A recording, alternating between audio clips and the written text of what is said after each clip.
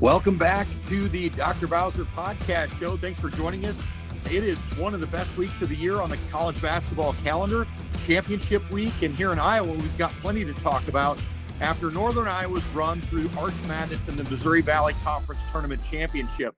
The Panthers went to St. Louis with one goal, win 4 games in 4 days, and punch their ticket to the NCAA tournament. And that's exactly what they did. UNI navigated one of the most balanced Missouri Valley brackets we've seen in a lot of years and came away with the automatic bid, which means the Panthers will be dancing when the bracket is revealed on Selection Sunday. Now the question becomes, where will UNI land in the bracket? What seed will they receive? Who might they face? And where will they be sent for the first and second rounds? To help us break that down, we've got a great couple of guys on the show today, Dr. Matt Smith and Brian Duttler. Brian, everybody's familiar with Brian. So Matt, will you introduce yourself and kind of talk about you? My nickname for Dr. Smith is the Valley Schwab. The guy's been around the Valley since he was a little kid. So Matt, talk to us a little bit about your Valley history and a little bit about yourself.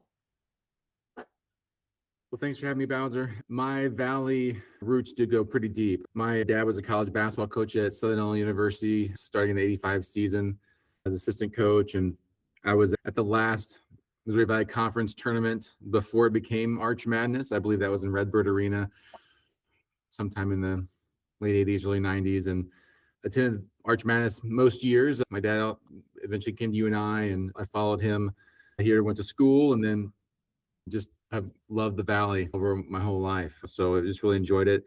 Had different connections to different schools. My mom and dad are Illinois State grads, coached at SIU, UNI. There's a lot of connections to Drake. With Hendo was on the staff with, I always stay with my dad. So just really enjoy just the different people that we've had over the years that have different connections. That's kind of my connection. But my alma mater is UNI. That's why most of my attention focuses on them. And both Brian and Matt are some of the guys that keep in regular communication with during the basketball season and beyond. I thought it would be a lot of fun to have both those guys on today and just talk a little bit about the journey that UNI went on this year, and then dive into the most exciting time of the year, quite possibly, arguably, the best sporting event on the planet, the NCAA tournament. So before we get into bracket projections, I want to start with the UNI run made in St. Louis. Arch Madness is one of those tournaments where the margin of error is razor thin. Playing high-stakes basketball on consecutive days in the Valley always seems to produce dramatic finishes, but UNI definitely handled the moment. I thought they defended very well, and they started every game with kind of strong offensive flow and then made plays to win championships. Matt, I will start with you. When you look at UNI's season as a whole, and then the way they performed at Arch Madness, what stands out to you most about how the Panthers navigated the conference tournament? Yeah, I think the season, they had some injuries there with RJ and Weisbrod having some sickness. So they kind of navigated December in a way where just kind of got through it, had a great matchup at St. Mary's, and they kind of showed them, I think, what they could do, right? And what was the stat? I think they went the last 7 minutes of the game holding St. Mary's without a field goal, but St. Mary's went to the free throw line like 24 times, the UNI's 3 or something like that. It was a pretty crazy stat, but I think it just showed you what they could do. And then obviously the loss of Tristan Smith was rather significant, right? And they went to a point where they just didn't have the same mojo that they did earlier in the season. And they went, was it 2-6? I think it was something like that during that time without Tristan. And then he came back and they were a much different team. And I think they finally found their footing in St. Louis with their defense, but also they hit shots. When they hit shots, man, they could beat anybody. And that offense is good, but it's really good when they can make shots, especially from the outside. And they were on fire this weekend. It was probably good they got the Evansville game early on to be able to kind of work out some of those kinks that they needed to. So they weren't doing that on the fly against Illinois State. But yeah, that was a great run that they went on. Brian, why don't you add your thoughts too? I know that some of the things that you've shared before is not only the offensive flow and the way it looked, but the way they shared the basketball. I mean, you felt pretty good about who they were going to be, built up some momentum. They take down Furman, they beat Oakland. You're really competitive against Wichita State, St. Mary's, and Tulsa in those games. And you kind of wondered if some of those games could be building blocks for later on in the season. And we talked about the injury and the illness bug and the month of January, where we've seen some pretty poor Januaries for UNI. And somehow, some way, when that calendar flips to February, I think everybody in the purple and gold knows what's supposed to happen. with the injury with Tristan and him coming back, being able to continuously grow and develop all the way through the month of February, that turned into one heck of a March. Listen to other podcasts out there, the Buckets on Iowa Everywhere program. I heard an interesting stat today. Give them credit for this one, but since Northern Iowa has had Tristan Smith in the lineup since February 6th, they're top 40 in KenPom. And when you start sorting data and things along those lines, I think one individual overall, we're 70th, right in that number area, but one individual has had a huge impact in this season, and it all boils down to Tristan Smith. But you talk about a little bit on the offensive flow. We talked about this in the other podcast. Going into the tournament, Northern Iowa was 57% assists on their field goal percentage with baskets. In the tournament, they operated at just almost 71% of assists on made field goals. And I think we spoke just briefly on the quality or the shots and good shooting, but it was the quality shots this weekend. It was a lot of stuff that was inside the lane. It was a lot of stuff inside the arc. And then when you ended up getting the paint, lane, whatever was open, that kick out was to the corner was awesome. And we had shooters in the right spots that were ready to shoot and had our successful shooters making baskets. So just sharing the basketball, that offensive flow was great. And overall, it's a season where we all wanted it to end up in the tournament. It's just that the ebbs and flows of a season. And fortunately, Northern Iowa was able to talk about it now on Sunday. And I want to talk a little bit about Tristan Smith. Matt, Brian and I talked about Tristan kind of as a catalyst guy, the energy guy, the enforcer guy. If you think back through the years, the Coach Jake era and even the Coach Mack era, when they've had a guy like that, like a Lucas O'Rear, right? Like an Eric Coleman. Those are the guys that kind of set the tone. That's kind of how we thought about it. Matt, what do you think about Tristan Smith as catalyst, in the role of catalyst? Yeah, I think he's had a pretty remarkable thumbprint on this whole season, and I didn't expect that coming in, to be honest with you. I mean, you don't know what the jump from NAIA to Division I is, and you saw some of the videos. His athleticism is incredible, right? I mean, for a guy that lists at 6'5", I don't know if he's that big, but man, he can just get up there. The things that he tries to do, he tried to do in some games where you're like, he's trying to dunk it in 7 feet from the basket, jumping off of 2 feet without momentum. Like he was incredible, the stuff that he tried to do. And I think that was something that we just haven't had. We haven't had that element of athleticism in that position. And I don't see him out there necessarily setting the brutal screens that O'Rear did, right? He doesn't, he has a little bit different game than Eric Coleman. Coleman had just such long arms and could just finish at the rim in such different ways. And Tristan does it in just his own little way. I think that he provides a little bit of an air of just confidence too, like he's done it. And I think he was at senior night, they had the speeches, and he was the ones like, we're going to go down to the tournament, we're going to win this thing. Like, that's pretty bold to say after you just got beat at home on senior night by Southern Illinois. And that was something that I think he brings that just a little confidence that the guys can kind of go feed off of. Just another guy. Trey's a different type of leader. Mm-hmm. I agree. So let's dive on to segment 2. So now that UNI secured an automatic bid, the conversation shifts to something that every UNI fan starts doing this week: bracket projections, right? Where do the Panthers land? Over the past few years, Missouri Valley champions tend to fall somewhere in that 10 to 13 seed range, depending on the resume. So now we're looking at questions like, is UNI at 13? Can they climb to 12? Maybe even 11? I think this is where the bracket math gets interesting. And Matt, you shared a couple of different spreadsheets with me today, but then you had a really interesting thread on X recently. And if you want to follow, Dr. Smith is a great follow. He's on X at Dr. Smith PT, about how the selection committee maybe handles first and second round site placement, especially for teams like UNI coming from a mid-major conference. Can you walk us through that philosophy just a little bit? Sure. So I think the easiest way is just a simple math deal, right? So we know that there are 16 seeds because 4 of those teams are going to Dayton for the first 4. So there's 2 of those teams that are going to go into the 64 field bracket. So there's 16 teams. There's 4 15s. There's 4 14s as well. So when you add that up, that's 14 total teams that are going to be in the 14, 15, and 16 line. And so once you do that, and then you start looking at net rankings, for example, that's the easiest way I think I can do it. Right now, as of this morning, UNI has a 71 net rating. And if you look at the teams, if we just assume that UNI is going to finish better than anybody that's rated 100 or worse in the net. I think that's a pretty fair thing to say. Just taking it off that. So if you look at that, there are currently 15 conferences that have their best net rating is 100 or worse. So Liberty was a casualty last night. They were kind of trending in the upper 90s. They got beat by Missouri State. Thank you, Missouri State Bears. But their next best one's like right at 100. So really, they're going to be a 13. That whoever comes out of that's probably going to be a 13 seed if that's Sam Houston State. So I think our floor for UNI is 13, which is great. You look at the rest. There's basically about 6 other conferences besides UNI's positioning where you could say, I think that we're kind of in the same ballpark. So there's 2 that have already clinched. That's McNeese State. They have a net rating of 57. High Point has a net rating of 74.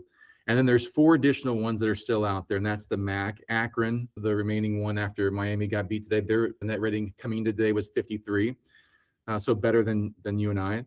The WAC has Utah Valley. They're at 83. They're also still alive in their tournament. Hofstra did win the CAA. They also clinched. They're at 87. And then Yale, the Ivy League, is still available at 65. Interesting thing with them, though, is that they play against Cornell, and I guess the tournament is at Cornell. And they did just recently lose to Cornell at Cornell. So that's something to kind of watch on Friday night when those semifinals come through. So we need to cheer for Cornell is what I'm hearing. Yeah, that's exactly right. I think if you're looking to get the highest seed, you want to kind of eliminate some of those programs that are going to be in the same bucket as you. So these are all just the automatic bids. There are 9 other conferences that have programs like the SEC, Big 12, Big 10, ACC. We're not vying with them. Those are teams that have net ratings in the single digits to high 20s. So we're not going to be working with seeds for them unless for some reason there's some crazy runs where you have a team that's shouldn't be there and wins 5 games in 5 days. Well, Matt, maybe one more question for you then. Based on all this work and the research that you're doing right now today, based on your bracket projections and the way the committee typically distributes teams across regions, what do you see as the most likely landing spot? And maybe what do you see as the most likely seed that they would get? Well, seeding is interesting. I think the easiest thing to say is it's either 12 or 13. I did see where CBS has UNI as the last 11 seed, which is interesting. I don't know. That's going to be really hard to kind of math, I think, without some more upsets in the tournaments. But if you look at the overall resume, you compare UNI to those other programs I mentioned, Akron, McNeese, Yale, Utah Valley, and Hofstra. If you look at the net ratings, we're right in the middle. We're at 71. That's 4th out of the 6 teams, the remaining. If you look at the quad 1 and quad 2 wins, we're 4 and 7. And the next closest teams would be 2 and 4, 2 and 3, right? Small sample sizes there for the most part than what UNI has. Yep. From a win standpoint, Division I wins, we're right there with 22 wins, Division I wins. So that's better than Yale. It's better than Utah Valley. It's better. It's on par with Hofstra. McNeese and Akron both have 25, 26 wins. So they're kind of right in the middle, I would say, of that group. And I think that's the way I would project them for the most part. So when you're looking at locations, it's a different talk. So you look at the way the NCAA tournament does their selections, they give the top overall seed their choice. All the 1 seeds pretty much get to choose where they want to go. So Duke is going to go to Greenville, for example, because that's close by. Arizona's going to go to San Diego. Michigan's going to go to Buffalo. Florida's going to go to Tampa. So what I did is I looked at like Joe Lunardi's and Jerry Palm and CBS, and I looked and see where's a consensus. And the consensus 1, 2, and 3 seeds, so the top 12 teams, they're pretty much all there. And so what I've done is I've kind of looked and said, okay, well, if that's the case, then the number 2 seeds would be Michigan State. Well, they're probably going to go to Buffalo because they're the closest. They want to be close. Illinois is probably going to go to St. Louis. You're looking at like Houston going to Oklahoma City, UConn going to Philadelphia. And so you start filling this out and you realize the top 3 seeds, there's 4 spots that already have filled their spots. And that would be Greenville with Duke and Alabama being a 3 seed, Buffalo with Michigan State 1 and 2 seeds, St. Louis, most likely it'll be Illinois and Iowa State. It's possible that gets in Iowa State to Oklahoma City. It doesn't matter. Nebraska and Iowa State's going to go to either St. Louis or Oklahoma City.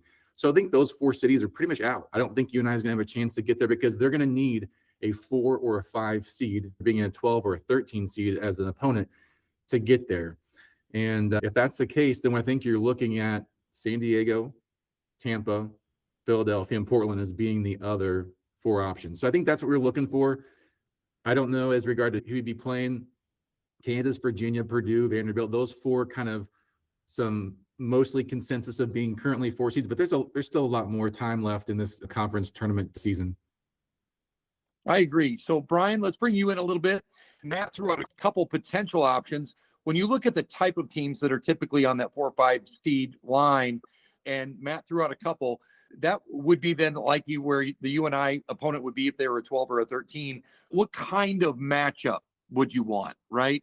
Matt mentioned a couple of teams. Are there any of those teams that you would say, hey, I really like that matchup for the Panthers? The way that we play, our size, athleticism matches up well with any of those teams.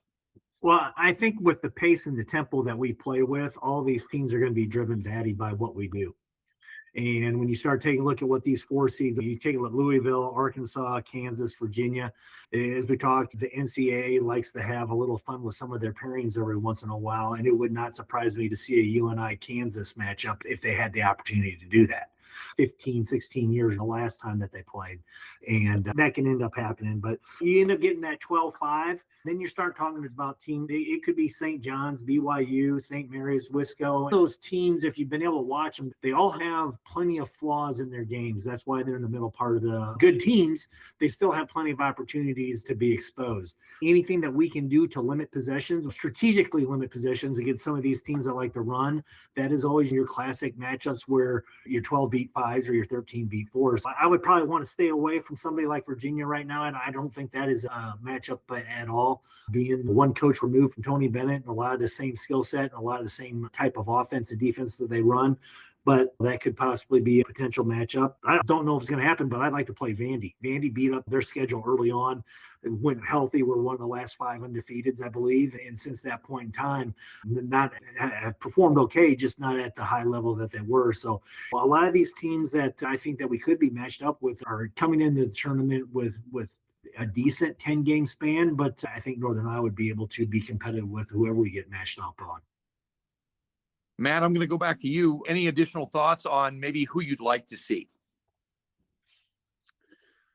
Oh, I don't know. I would say I don't necessarily want to see Purdue. That would be one I wouldn't want to see. And not because they haven't been like the world beaters we thought that maybe they might be this year, because I think they were preseason number 1, but it's Matt Painter. I mean, he's a great coach. He kind of can probably speak to what UNI does pretty well. Teams like Kansas have Peterson, which is pretty elite athlete, but Arkansas might be a different deal. I don't know. I don't have a ton of I'd be scared of, but there's some teams I definitely I'd prefer not to have if possible. Vanderbilt's kind of intriguing. I honestly haven't seen much of them this year, but they're still playing the SEC. It's still been pretty good balls. I would agree. I know that you said you'd like to avoid Purdue. I've watched, living in Springfield, Missouri, I've watched a lot of Arkansas this year, and I think Arkansas is erratic, but they are extremely athletic. And so they want to push tempo. They want to score in the 90s. But like Brian said, I'll tell you what, we would drive them batty. The level of defense that we could throw at them, the pace of game, I think they could get frustrated very easily. And so we've seen that in past NCAA tournament matchups where Northern Iowa has a good game plan going into the game and they execute very well. I think that's one thing that mid-major teams do very well. They've got more mature individuals on their teams that have been around for a while. They're cagey and gamey. They understand how to play the basketball game. And I think they can really throw fits at anybody that they want to play. And I think that it's been a lot of fun to talk about this. If you guys don't mind, I want to transition to just some general NCAA conversation. Miami of Ohio lost their first game yesterday in their conference tournament to UMass. And so now they're sitting at 31-1. And unfortunately, I think they're still going to be sweating it out on Selection Sunday. Last week, as we're talking about seeding metrics and who belongs in the NCAA tournament field, there's a conversation that popped up last week, and it was ignited by comments from former Auburn head coach Bruce Pearl, who raised a question that has been debated for decades, right? Pearl said the NCAA tournament committee ultimately has to decide, are we selecting the 68 most deserving teams or the 68 best teams? And so that comment sparked a lot of reaction, especially from mid-major fans. one being me, because the counter argument is pretty straightforward. If a team goes 31-0 in NCAA Division I, how could they not deserve to be in the NCAA tournament field? And Brian, I'll start with you. When you hear that debate, best teams versus most deserving teams, where do you land on that question? Well, first off, in his comment, you can't have the best 68 because the tournament doesn't allow for it, right? So he's already coming from a position that is, we're trying to get the best 37 teams where you're at largest, because that's truly what we're getting down to when we start picking teams. Most deserving, it probably ends up being kind of where your basketball background is. For the little guy, you want the most deserving. For the bigger conferences, you want the best because the best is what everybody wants. We all know that the tournament is constructed on the first and second, or the first weekend is for some of those upsets and some of the little guys to make a little bit of hay. But then when we get into Sweet 16, everybody wants the big dogs there. We know that's the way the tournament's constructed. What I find interesting is with Miami losing today and the performance that Auburn threw on the floor today, it very well could be that because Miami got beat today, Auburn doesn't get to go. And really, when you're at 17 and 16, I think you've had plenty of opportunities to show if you're the most deserving or the best, which 17 and 16 in SEC doesn't tell you me that they're either of those. Matt, what do you think about that? And maybe even one additional question. Should the tournament reward teams that have maybe the strongest resumes or the teams that analytics say are the best on a neutral court? I like the fact that we've got 30 games to kind of figure out who are some of the better teams. And while Miami, Ohio has proven that they have won all their games, there's a reason why their net ranking is in the 50s, right? They really had a pretty weak schedule for the most part in the non-conference. With that being said, it's still really, really hard. And for the most part, you've seen plenty of Power 5 schools have a similar looking schedule every year. The difference was that Miami Ohio played some of those games on the road, and we know that the Power 5 isn't going to go on the road, right? In addition, it's really hard to get any type of Power 5 home and home or 2-for-1 type of game, even a neutral. Look at the tournaments that UNI have historically been in, and look at this year, right? They went to a site where you played Tulsa and Loyola, right? There was no Power 5 structure team in there. They don't want to play. They don't want the opportunity to be beaten. And I think when the deck is stacked against them, I'm okay with having Miami, Ohio, even if their net ranking is in the mid 50s, even if they do have a quad 4 loss as of their conference tournament. That's okay, because like you said, Auburn's had plenty of opportunities. There's 17-6. Now, I don't want to see, as a fan, I don't want to see another 17-16 team. And as I look at like some of the bubble talk that you see out there, you're like, it's 18-14 Oklahoma, it's 21-11 Seton Hall, and you're looking, most of these teams have had multiple losses in the quad 3 category. So as every mid-major program out there has done that too, because it's really hard to win on the road. Doesn't matter if it's a net ranking of 100 and 150 or if it's a top 50 program. It's really hard to win on the road. I think so too. And I just want to chime in a little bit here also. I think the fundamental discussion is, what does best team mean? I think the pundits and the coaches specifically in the Power 5 schools typically mean the team with more perceived talent on the roster. That's what I think they mean when they say best team. I have a friend that would say they're a good airport team, meaning that when they're walking through the airport in their sweatsuits, they look tall, big, and athletic. And that doesn't always necessarily mean that they're the team that achieves. That's what team means to me. Together, everyone achieves more. So you've got a collection of talent. And what did you do with that collection of talent? Of course, you want more talent, but it doesn't always equate to wins. And I think this is where mid-major teams often feel like the system is maybe tilted a little bit. And I think the net rankings and analytics like those actually tilt it even more favor because the reality is teams in leagues like the Missouri Valley, the MAC, or even the Atlantic 10 simply don't get the same number of opportunities for quad 1 wins because the power conferences teams might get 10 or 12 quad 1 chances just by their conference games. And so usually a mid-major might get 2 or 3 all season. I think if mid-majors slip up once or twice, suddenly their entire resume is questioned. Whereas a team like Auburn, who gets a lot of different opportunities, is still sitting at 17 and 16.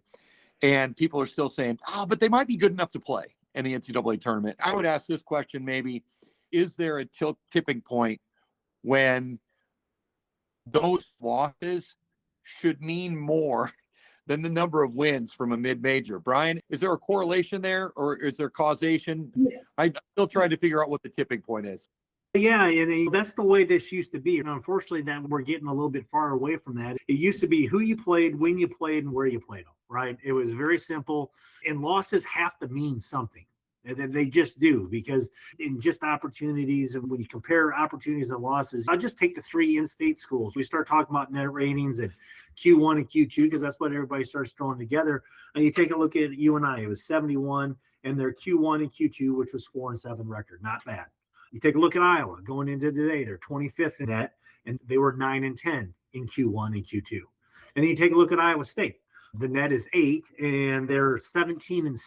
Even within your big tournament or your big conferences, the amount of Q1 and Q2 is going to change. And it still goes back to is when the bigger teams have all the opportunities, it will knock out the small guy. And for Northern Iowa, I was surprised looking at that we actually had 11 opportunities in Q1 and Q2 this year, which speaks a little bit, I think, over the overall strength of the conference and increasing the playability of the conference, which then in turn talks about how much success Valley teams have when they get into the NCAA tournament. There for about a 5, 6, 7 year run, it didn't matter who the Valley representative was. You knew we were going to get at least one win.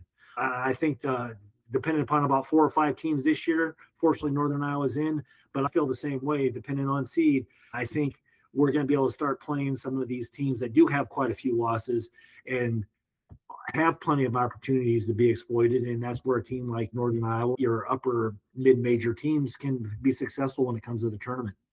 I think, Matt, you want to chime in on that one?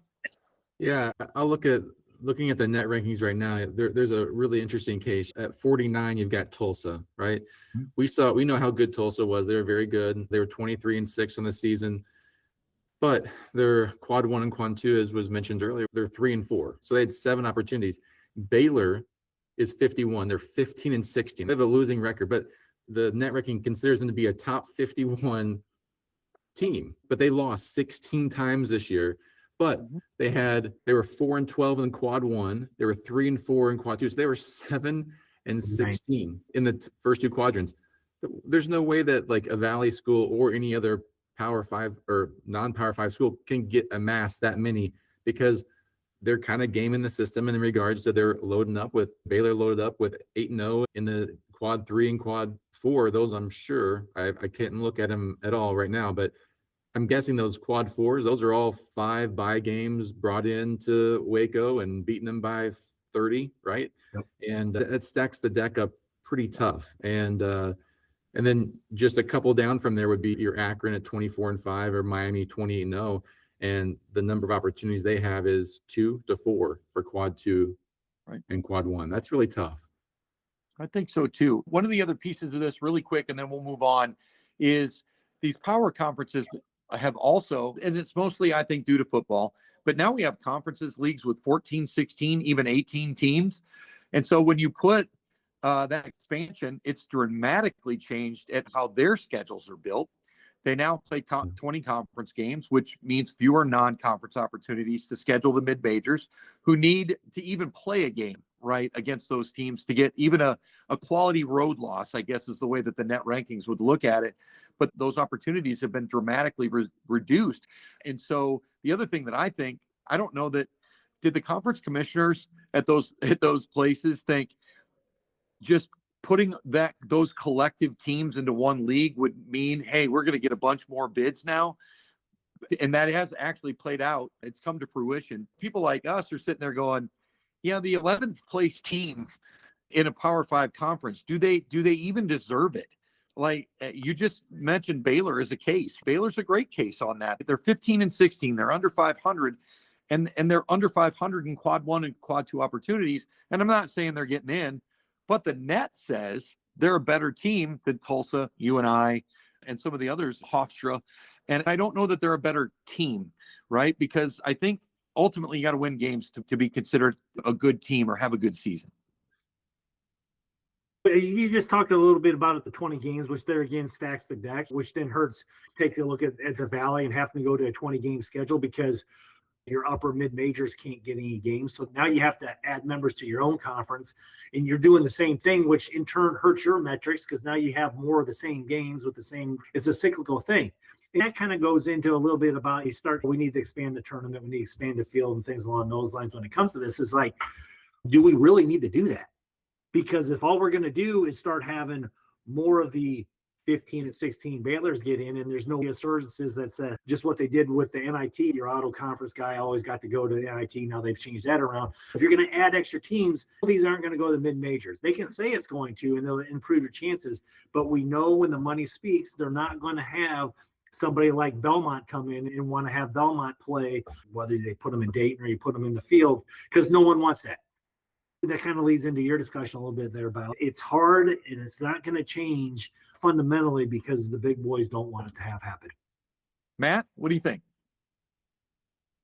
He's right. You want to be able to, as a non-Power 5 program, to be able to build a schedule that allows you to be able to play competitive teams. And I think UNI did that for the most part. They have Furman on the schedule, won their conference tournament, Tulsa, Wichita. They've had some good teams and some good home and homes, right? Mm-hmm. But they just aren't going to get the other games. And if you're not going to get them at the tournaments anymore, then there's no way to get them on your schedule.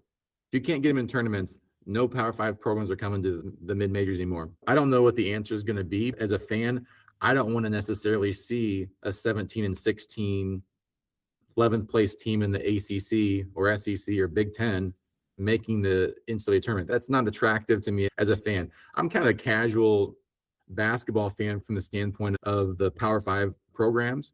That's not interesting to me. No, I think we all land on the same page there. Great discussion, guys. Ultimately, let's transition back to UNI, though. I think that's probably why most people would listen to us today. Ultimately, the beauty of the NCAA tournament is that once the bracket is set, all those debates kind of take a back seat to the games. Thursday through Sunday on the first weekend of March Madness are the best 4 days on the sporting calendar, in my opinion. Whether you're a power conference team with a dozen losses or a mid-major champion like Northern Iowa, the only thing that matters is what happens on the court. And that's why this week is so much fun. But now we're about ready to see where the Panthers land and who they will face when the tournament tips off. And so as you're sitting in front of your TV at 5 o'clock on Selection Sunday, gentlemen, let's make a bold prediction. Brian, where does UNI land and who are they playing when the bracket comes out on Sunday? I think that Northern Iowa will end up in that 12 seed, and it'll be that Louisville or KU kind of matchup. And it would not surprise me. Your two locations, it would be either Portland or Oklahoma City are the two spots where I think they'll end up. I like Oklahoma City. There have been nice things that have happened there in the past. There's also been a really bad thing happen there, but we won't talk about that. We won't talk about that. Matt, what about you? Bold prediction, seed, opponent, and location. Yeah, I don't know if it's bold. I think I'm just going to my analytics show. I think that 12 seed seems to be about right. And I would say that if that's the case, it's a 5 seed. I'm guessing maybe a Texas Tech or a Vanderbilt. And I'll say maybe Tampa. How about that? All right. I'll go Tampa or San Diego. How about that? I like that. Awesome. So you guys heard it here first. Dr. Smith and Brian Duttler with their bold predictions. I think a 12 seed also. So we went 12 seed across the board. I think Vanderbilt is where it's at. And based on Matt's research, I do agree that it's probably Portland, San Diego, Tampa. I would absolutely love it if it was St. Louis because that's drivable for me. I'd get to see them in person. But Oklahoma City's intriguing as well. And so, fellas, I just thank you so much for joining us. And you guys added so much research about the metrics and the at-large selections, strength of conferences, philosophy of the committee. But once the bracket's revealed, I think all that goes away. At that point, it's simple. It's 68 teams in one bracket, and everyone gets the same opportunity to prove themselves on the court. For fans here in Iowa, the exciting part is that Northern Iowa will be a part of that field after their run through Arch Madness. So, gentlemen, thank you for joining us on the conversation today. And thanks to all of you for listening to the Dr. Bowser Basketball Podcast, powered by Sports Guys Iowa. We were recording today from Club Fox Hollow in Springfield, Missouri, and they provided snacks and a meal for me. Everyone, enjoy Selection Sunday. Enjoy the madness. And we will be back soon with more Iowa basketball coverage.